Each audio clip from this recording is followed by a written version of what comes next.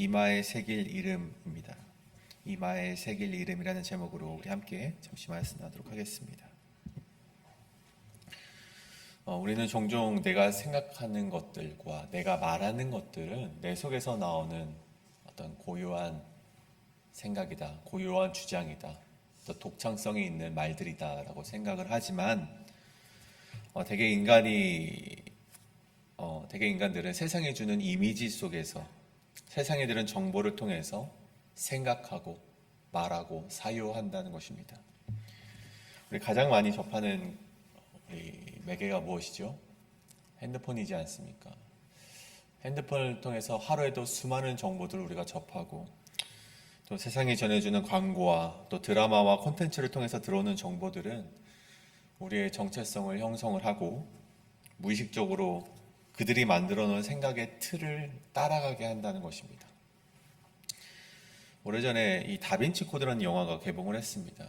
한 번쯤 들어보셨을 것 같아요. 굉장히 이 교계에 또 기독교계에 엄청난 파급을 일으켰던 그런 영화였던 걸로 기억을 합니다. 그래서 그때 당시에 교회들마다 그 영화를 보지 말라라고 성도들에게 좀 엄포를 그리고 경고를 좀 냈던 것이 기억이 납니다. 왜냐하면 그 안에는 이 진리를 왜곡하는 내용들이 교묘하게 진리에 대해서 조금 다르게 말하는 것들이 있었기 때문이죠. 그렇다면 생각해 보건대 교회에서 사실 그것을 보고 온 사람들도 분명히 있을 터이니 그것은 진실이 아닙니다. 그것은 가짜입니다 라고 말하면 될 것 같은데 교회에는 그러지 않고 그것을 보지 말라라고 경고를 했다는 것이죠. 그냥 가짜입니다 라고 그냥 우리는 그것을 취급하지 않습니다 라고 원포를 넣는 것이 아니라 그것을 보지 말라라고 교인들에게 말을 했다는 것이죠. 여러분 왜 그렇습니까? 사람들은 보는 것에 현혹이 되기 때문입니다. 보는 것에 따라서 생각하고 마음에 품어내기 때문에 처음부터 보지 않는 것이 그들의 신앙에 도움이 되기 때문에 보지 말라라고 하는 것이죠. 결국 우리는 무엇을 보는가에 따라서 생각을 하고 말하고 심지어는 정체성까지 결정되는 시대에 살고 있음을 오늘 이야기해주고 있다는 것입니다. 그런 의미에서 요한계시록 오늘 본문 24장의 말씀은 마치 우리 앞에 두 가지 이미지가 놓여져 있는데 너희들은 무엇을 볼 것인가? 그것을 우리에게 전해주는 메시지와 같다는 것이죠. 여러분 우리 주일날 우리 목사님의 말씀을 통해서 보았듯 13장에서는 짐승을 위하여 우상을 만들고 그 짐승에게 절을 하고 또 표를 강요하고 표가 없으면 매매조차 하지 못하는 생존의 위협을 당하는 그런 상황에 대한 환상을 보지 않았습니까? 물론 실제로 그런 상황이 있었죠. 근데 오늘 14장의 말씀을 보면요.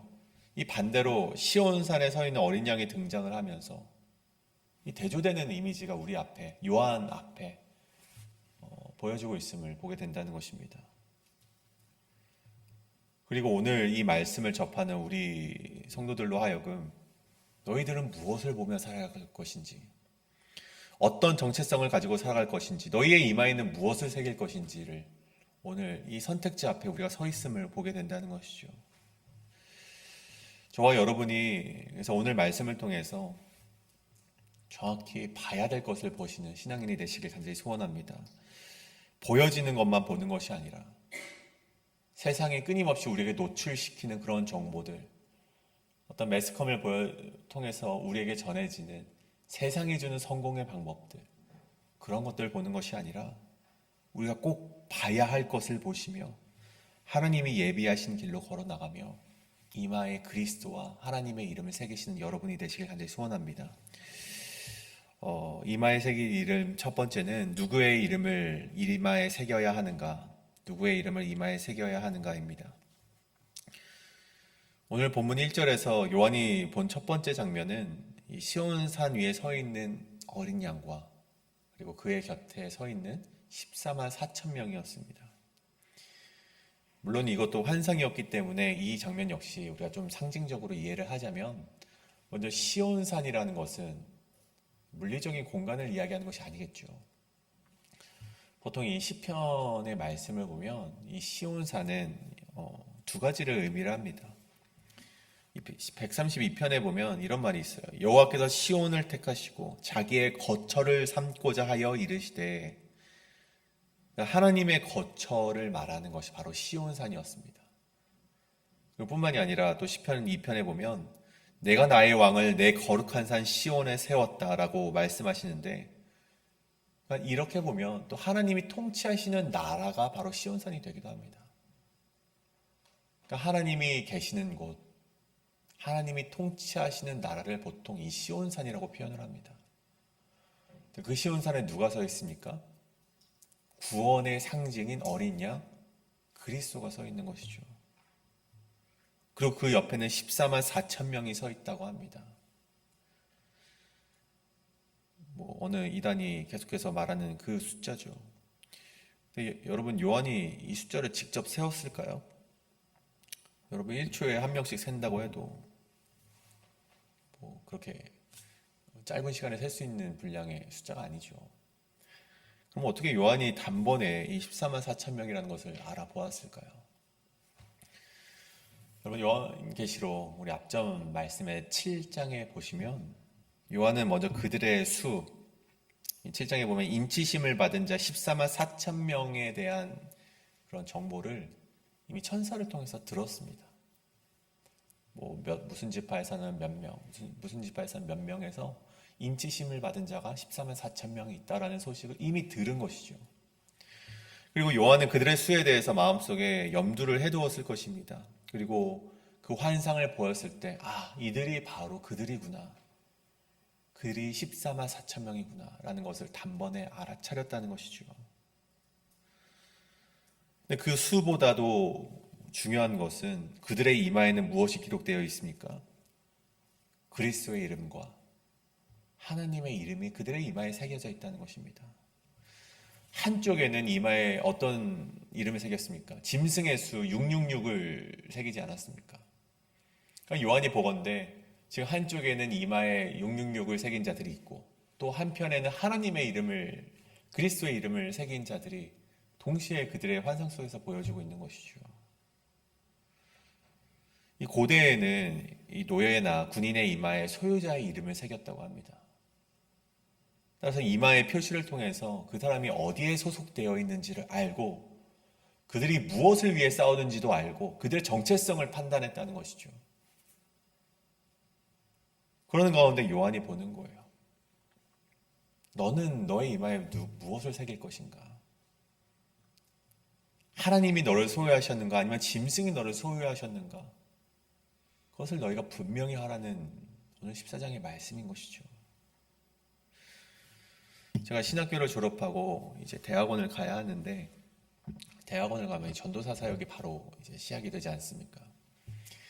근데 그게 좀 제가 부담이 되어서 이대로 가면은 이제 빼도 박도 못하고 이 길을 걸어갈 것만 같아서 제가 한 1년 정도를 좀 도망을 가서 좀 쉬었던 적이 있습니다.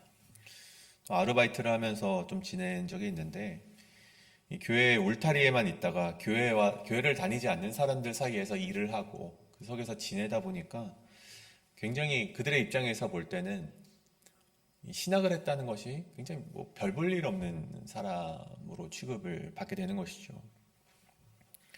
나이도 어리고, 그때가 2014년이었으니까 11년 전이죠.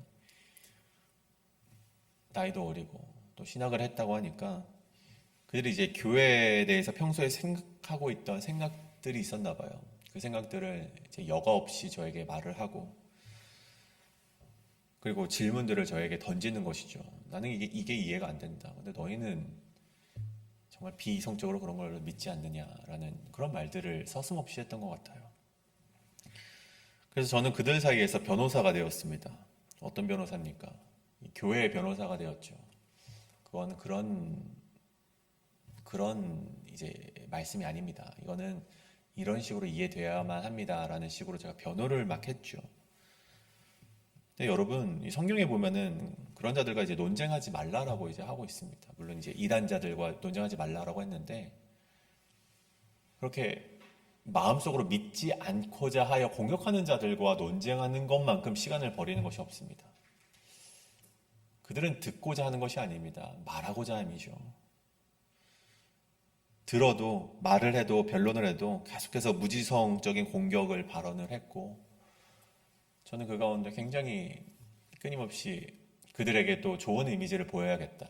교회 다니는 사람들이 모두 그런 것이 아니다라는 그런 어떻게 보면은 이쪽에 아집이 있어서 열심히 했지만 그럼에도 불구하고 마음이 그리 편치 않았던 기억이 있습니다. 그리고 좀 그때 당시에 저는 사역을 하지 않았기 때문에 뭐 고정적으로 교회를 다녔던 것도 아니었고 이제 여러 곳을 순방하면서 다니고 있던 시기라 조금 더 마음이 불편했던 것 같습니다. 근데 그때 당시에는 이제 유명했다는 이제 교회들을 좀 돌아다니고 있었는데 그날은 한국의 유명한 사랑의 교회라는 곳을 좀 가게 되었습니다.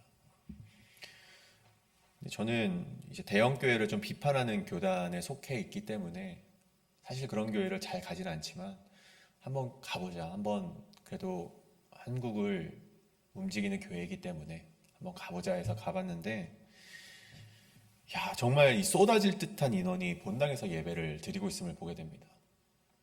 정말 쏟아질 듯한 이미지라는 게 맞는 것 같아요. 누군가가 저에게 몇 명이냐고 물은다면 정말 그 숫자가 14만 4천 명이라고 말할 정도로 많은 숫자가 거기에 있었던 것 같습니다. 네, 제가 그 인원수에 대해서 굉장히 비판을 하고 살아갔던 사람 중 한 명이었지만 그 인원수가 그날은 저에게 위로가 참 되는 것이었죠.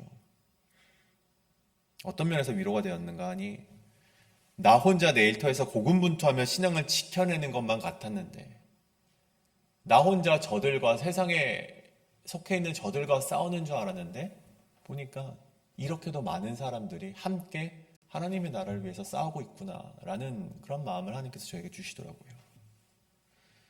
그래서 그 인원을 보는 것만으로도 위로가 됐다는 것이죠. 여러분이 살아가고 있는 자리, 여러분이 지금 겪고 있는 고통의 자리가 제가 감히 뭐 알 수는 없지만 하나님께서 오늘 환상을 통해 보여주시는 것은 이 짐승의 수를 거부하고 그들의 모임에서 배제된다 할지라도 주의 길을 주저하지 않고 따라가는 자들이 이렇게나 많다. 14만 4천 명이나 된다는 것을 아마 요한에게 보여주셨던 것 같습니다. 그리고 오늘 본문에는 계속해서 이들에 대해서 말을 하고 있는데 4절을 보십시오. 이 어린 양과 함께 서 있는 자들은 순결한 자들인데 어린 양이 어디로 인도하든지 따라가는 자들이며 사람 가운데서 속량함을 받아 처음 익은 열매로 하나님과 어린 양에게 속한 자들이니 그 입에는 거짓말이 없고 흠이 없는 자들이더라. 오늘 나오는 24만 4천 명은요, 단지 어떤 상징적인 숫자만을 말하지도 않고요.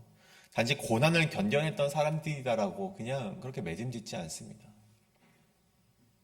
이들이 어떤 자들이었는가? 고난 가운데에서도 그리스도께서 하나님께서 너희 이쪽으로 가 그러면 이쪽으로 가는 사람들이고 너희 저쪽으로 가 하면 저쪽으로 가는 순종을 보였던 사람들이라는 것이죠. 고난 가운데에서도 굴하지 않고 하나님이 말씀하신 길로만 걸어갔던 자들이 바로 14만 4천 명이라는 자들이고 그리고 그들이 거짓말이 없다라고 하는 것은 단순히 어떤 도덕적으로 또 어떤 양심에 정직한 자들이라는 표현이 아닙니다. 이것은요, 이 계시록에서 보통 거짓을 말할 땐 짐승의 입에서 나오는 말을 가리킵니다.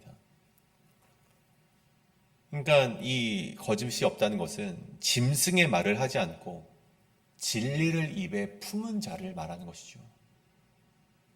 저 14만 4천 명이나 되는 사람들은 진리를 입에 담았다.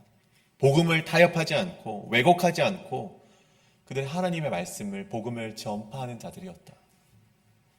라는 그런 환상을 요한에게 보여주셨다는 것입니다.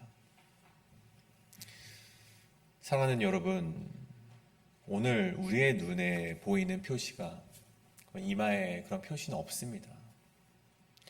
하지만 누구의 영향 아래 있는가, 누구의 가치관을 따라 살아가고 있는가를 통해서 우리는 우리의 이마에 누구의 이름을 새겼는가를 알 수 있다는 것이죠. 여러분의 이마에는 누구의 이름을 새기시겠습니까? 여러분, 우리에게는 수많은 정보들이 있고 환상이 있고 그리고 우리에게 끊임없이 성공의 방법을 말하는 세상의 속삭임이 있습니다. 하지만 그와 반대로 우리 앞에는 말씀도 놓여 있습니다. 여러분, 이 두 가지 가운데 여러분이 반드시 옳은 길을 선택하며 나아가시는 그리스도인이 되시기를 간절히 소원합니다. 그렇다면 두 번째는 반드시 그리스도의 이름을 이마에 새겨야 한다는 것입니다.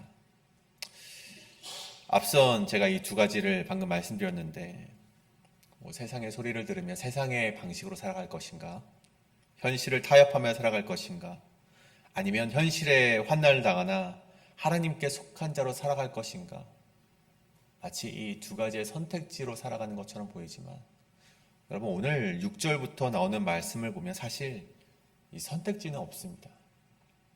오직 6절부터 보시면 오직 하나님의 명령만 있을 뿐이죠. 반드시 너희의 이마에 하나님의 이름을 새기라는 것입니다. 이 6절부터 보시면 이 세 명의 천사가 등장을 하는데, 이 계속되는 요한의 환상입니다. 그러니까 짐승의 숫자를 새긴 사람들, 그리고 하나님의 이름을 새긴 사람들, 그 가운데 돌아보니 천사들 3명이 날아가고 있는 환상이 또한 그의 눈에 들어온 것이죠. 이 첫 번째 천사는 보아하니 영원한 복음을 소유하였다라고 합니다. 그 영원한 복음이란 7절에서 확인이 됐는데, 하나님께 두려워하고 그에게 영광을 돌리라라는 말. 사실 오늘 이 요한계시록이 말하는 복음이 바로 이것입니다. 사실 신약 성경에서는 그리스도를 믿고 회개하고 하나님의 나라가 가까이 왔으니 회개하고 이제 하나님께로 돌아서는 인생을, 그리고 예수 그리스도를 이제 복음으로 여기는데, 오늘 요한계시록에서는 그 복음의 초점을 좀 심판과 하나님께 영광을 돌리는 것에 초점을 두고 있다는 것이죠. 보십시오. 두려워해야 할 대상을 확실하게 하고 또 하나님을 믿음으로 말미암아 심판을 피하라라는 것이 바로 그 영원한 복음, 첫 번째 천사가 이 요한과 이 시대의 사람들에게 말하는 첫 번째 복음이었다는 것이죠. 그리고 이에 의해서 둘째 천사가 함께 날아가고 있는데 8절의 말씀이죠. 무너졌도다, 무너졌도다. 큰 성 바벨론이여, 모든 나라에게 그의 음행으로 말미암아 진노의 포도주를 먹이던 자로다. 계속 그렇게 외치면서 날아가고 있는 거예요. 여기서 큰 성 바벨론이란 어떤 세상의 권세를 말하는 것이죠. 세상의 권세에 대한 상징적인 이 도시를 말하는 것인데, 구약에서 이스라엘을 괴롭혔던 바벨론의 모습처럼 하나님께 반항하면서 대적하는 국가들을 가리켜서 바벨론이고, 그 바벨론이 무너졌도다라고 오늘 두 번째 천사가 말을 하고 있는 것입니다. 이들 모두가 무너질 것이다도 아니고 무너졌다라는 시제를 통하여서 이미 하나님의 심판이 임하고 있다, 이미 그들에게 임했다라는 것을 선포하고 있는 것입니다. 여러분, 심판은 미래에 일어날 일이 아니라 이제 일어나고 있다는 것입니다. 현실 가운데 진행이 되고 있음을 오늘 두 번째 천사가 말을 하고 있는 것이죠. 그 세 번째 천사는 9절에서 우상 숭배를 하며 하나님의 진노를 피할 수 없다는 것을 계속해서 선포를 하고 있습니다. 그리고 두 번이나 이제 반복되게 말하는 것이 있는데, 너희가 우상에게 경배하고 이마에나 손에 표를 받으면 첫 번째는 심판을 받을 것이라고 말을 하고, 두 번째는 쉼을 얻지 못할 것이라고 말을 하고 있습니다. 여러분, 쉼을 얻지 못한다는 말. 여러분, 13절을 보십시오. 주 안에서 죽는 자들이 쉰다는 말과 굉장히 대조되는 말입니다. 여러분, 지금 당장 그들이 우상을 경배하고 이마에 손에 표를 받아서 매매가 가능해지면은 지금 당시에는 이득을 보는 것처럼 보일지라도 그들의 결과는 영원한 형벌이라는 것입니다. 영원히 쉬지도 못하고 일할 것임을 말하는 것이죠. 여러분, 이 세 명의 천사를 통해서 결국 이 시대의 사람들에게 말하는 것이 무엇입니까? 너희가 어떠한 삶을 살 것인지 선택해라, 이것입니까? 아니죠. 무조건 어린 양의 이름을 너희 이마에 새겨라라는 하나님의 명령이 되는 것입니다. 사랑하는 여러분, 오늘 본문은 그렇게 끊임없이 밀려오는 이미지의 전쟁 한가운데에서 우리가 무엇을 바라보고 누구를 따라갈까, 누구를 따라가며 살아가야 되는가, 그것을 우리에게 묻고 있습니다. 여러분, 세상은 끊임없이 짐승의 형상을 보여줍니다. 드라마와 광고와 콘텐츠 그리고 각종 미디어를 통해서 무엇이 멋진 삶인지, 어떤 것이 참된 인생의 삶인지, 안전한 선택인지를 끊임없이 우리에게 속삭이고 말하고 보여주고 있습니다.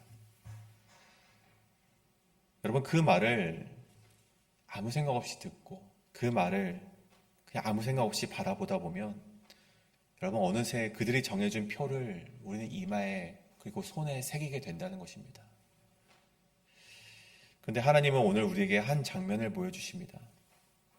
시온산 위에 서 계신 어린 양과 14만 4천 명의 현실에 굴하지 않았던 자들, 거짓을 말하지 않았던 자들. 그들은 짐승의 수에도 속하지 않았고 세상에선 소외를 당하나 또 이득을 놓쳤으나 그들의 이마에는 하나님의 이름이 새겨져 있었고 하나님이 어디로 인도하시든지 따라갔던 순종의 사람들이었습니다. 여러분은 지금 무엇을 보고 계십니까? 여러분은 지금 무엇을 듣고 계십니까? 여러분, 하나님은 말씀하십니다. 너희가 무조건 이마에 하나님의 이름을 새겨야 한다. 여러분, 복음은요, 한 가지 옵션이 아닙니다. 여러분, 영원한 복음은 하나님의 심판을 앞두고 주어지는 마지막 호소라는 것이죠. 여러분 앞에 주어진 이 선택지 앞에 반드시 하나님의 말씀을 선택하시고 하나님의 길을 선택하시는 여러분의 인생 되기를 간절히 소원합니다. 여러분, 그저 보는 것을 따라가지 마십시오. 봐야 할 것을 보시고 들어야 할 복음을 들으시고 이마에 하나님의 이름을 새긴 자로 살아가시길 간절히 소원합니다. 그렇게 살아가실 때 여러분은 시온산에 서 계신 어린 양과 만나게 되실 것이고 하나님이 주시는 영원한 쉼 가운데 거하게 되실 줄 믿습니다. 오늘 그 말씀에 따라서 우리 함께 기도하실 때 하나님, 내가 하나님이 보여주시는 것을 보며 살아가는 자들 되게 하여 주시옵소서. 그저 세상이 주는 정보들로 그리고 세상이 말하는 것들로 인하여서 내 이마에 악마의 표시, 짐승의 표시, 짐승의 수를 새기는 인생이 아니라 하나님의 이름만을 내 이마에 새기며 하나님의 말씀과 하나님의 정체성으로 살아가는 내가 되게 하여 주시옵소서라고 함께 기도하며 이 시간 통성으로 기도하며 나아가시겠습니다. 기도합니다.